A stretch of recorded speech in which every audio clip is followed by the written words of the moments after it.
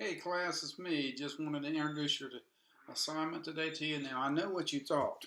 You thought that since I won't be in school today, that you guys are just gonna get it off a little easy, and you will be. But I thought, after reflecting upon the matter, that you guys would not want to get behind on the lectures, and because I know how studious you guys are, you guys work really hard. I mean, I've seen a lot of improvement in your work. I mean, I've actually been very proud of that. And so what I've done is this. I have recorded a lecture, not looking at me the whole time, but with the graphs and all the stuff we normally go up on over on the live bounders or the PD or the Padlets. And what you're going to do is this. You're going to watch the lecture. It's on the Incas. It's about 13 minutes and some seconds long.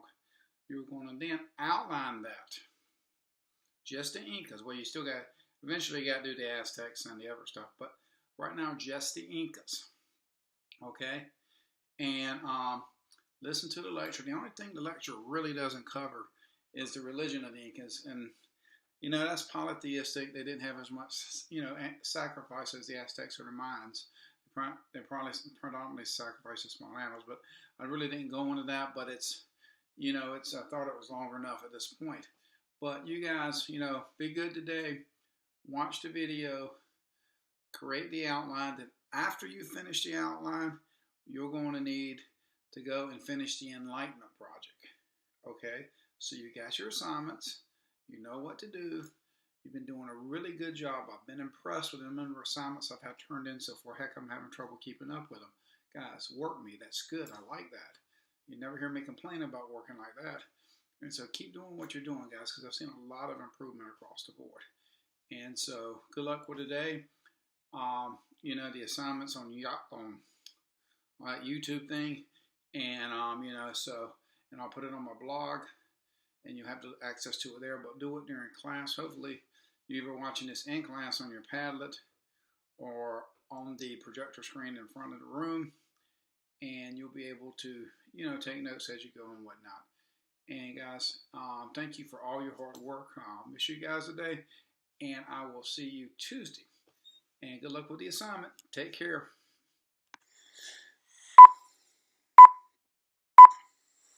All right, class, let's get started. Just because I'm not there don't mean you cannot learn. Okay, let's take a look at who were these Incas. These Incas started off as a small tribe, and gradually they expanded really just about the length of the South American Pacific coast. Now, if you notice the map, you'll see that they were located in a very high region. They have very mountainous region, and it's interesting when you take a look at their geography that they're located on this mountainous region to right on top of it. And in other civilizations such as Greece, mountains have been an obstacle to forming, a united empire. But what we see with the Incas is that it wasn't a problem. They overcame it. And the primary way they overcame it was by building roads.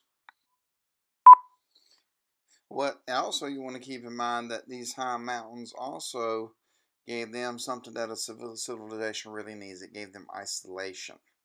They were isolated from other civilizations, gave them time to develop. And so the Incas is unique in our studies in that because they were able to develop this great mountain civilization where others such as Greece had failed to do that. Now let's take a look at the size of the Inca Empire in comparison to the Maya and the Aztec Empire. Just look at the purple area. That is the Inca Empire. And you can see that it is much, much larger than either the Mayan or the Aztec Empire. And it's quite impressive the areas they're conquering because just as the Spanish arrived, the Incas were actually expanding into the Amazon basin, which is going to the east into the jungle. So you can imagine what would it be like if the Spanish hadn't showed up.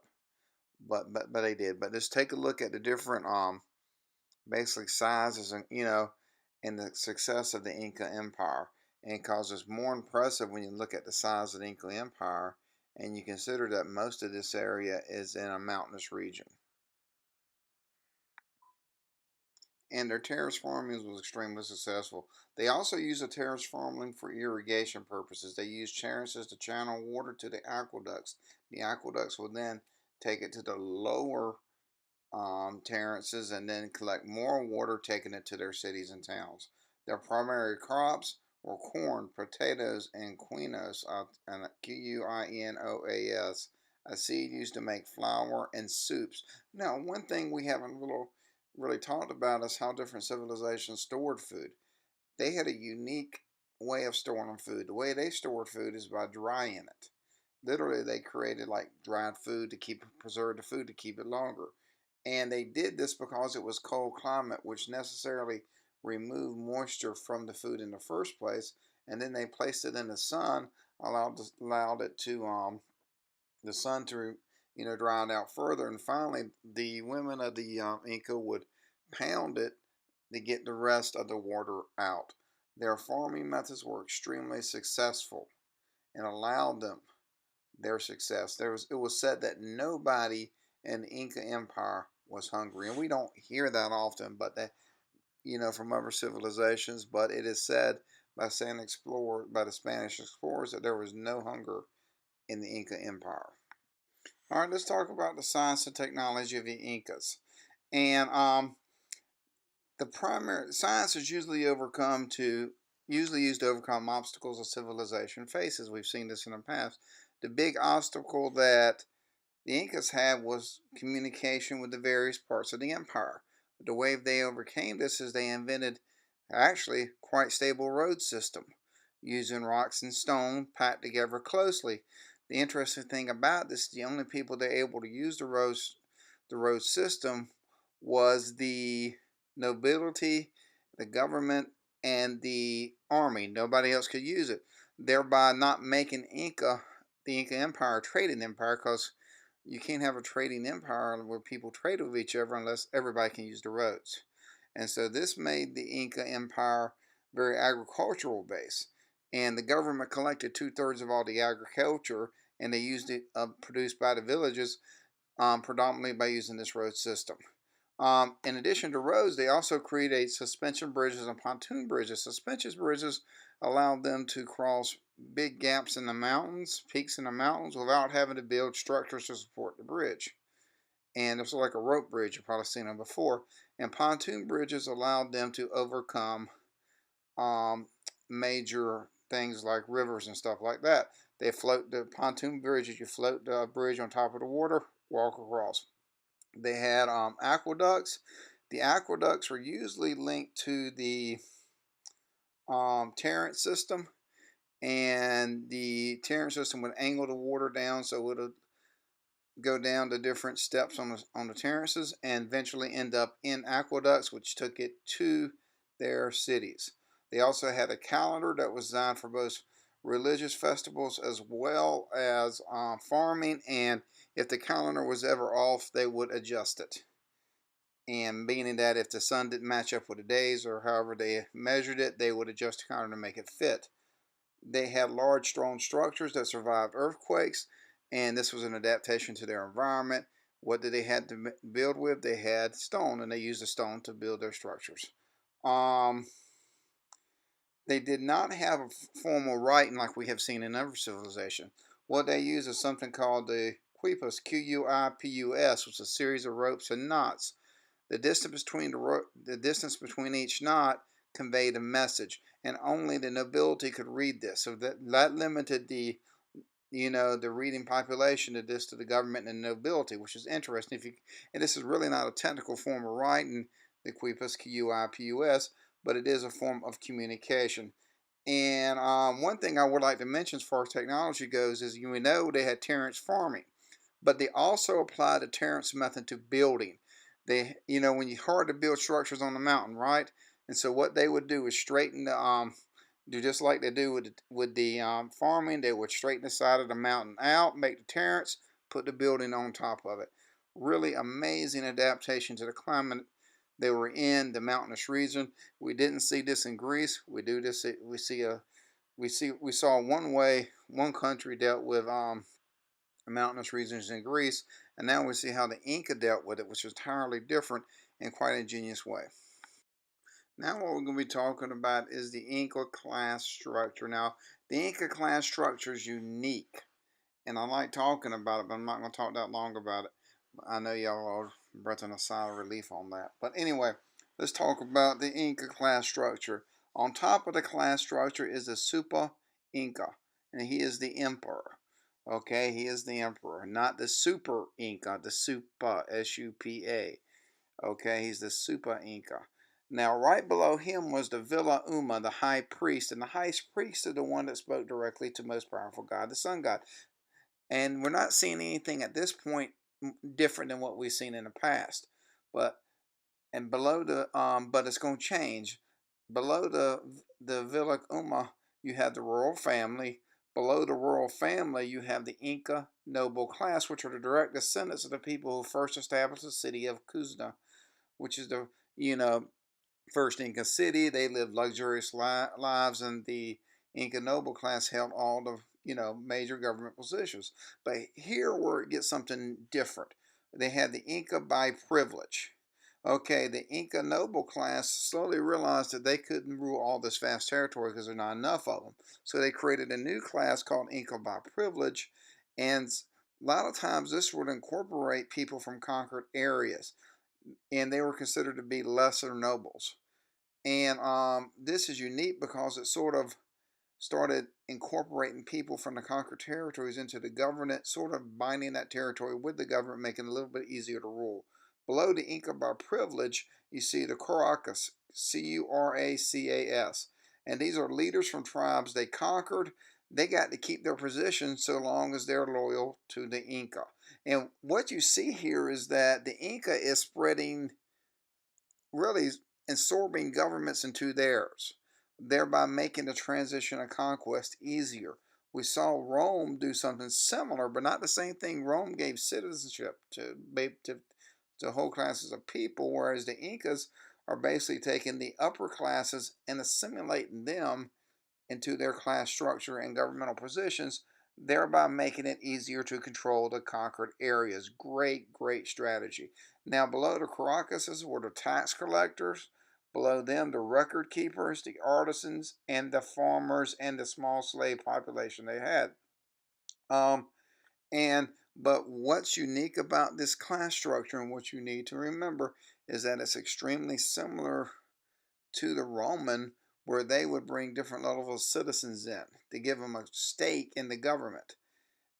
Now, the Incas, the difference is, like I said, the Incas did not bring citizens. They brought upper level people. They brought the nobility into their existing structure, giving the nobility and the people who used to rule a stake in the government, thereby making it easier to conquer areas and assimilate those areas into your society. Brilliant method.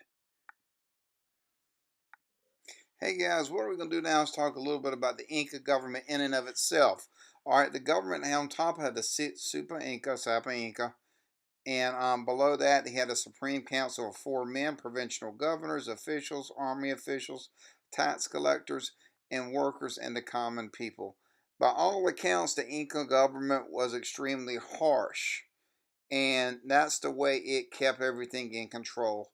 Local decisions literally made all the decision for the lives of people they ruled. They decided when they were going to work, when they weren't going to work, when they're going to take a break, when they're not going to take the break. If you broke the law, most of those required the death penalty. So very few people broke the law. They had a tight government control over the common people, but the common people generally kept them fed, but they were almost on an enslavement level, whereas they had very few freedoms.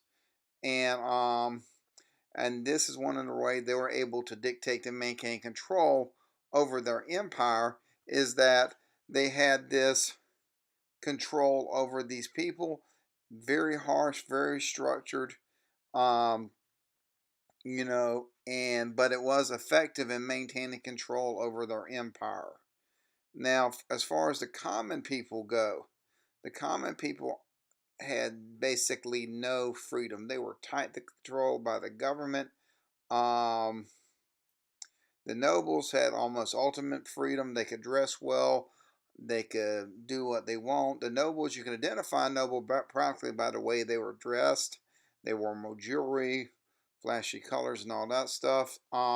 Commoners were sentenced predominantly to just working the land. They couldn't own their own business. There's no social movements whatsoever.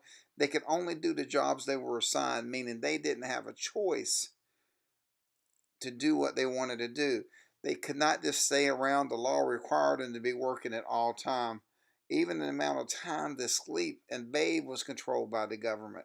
And so this is one of the ways this absolute control over their society, over their conquered people, is one of the ways the Incas were able to were able to control this vast land they had conquered.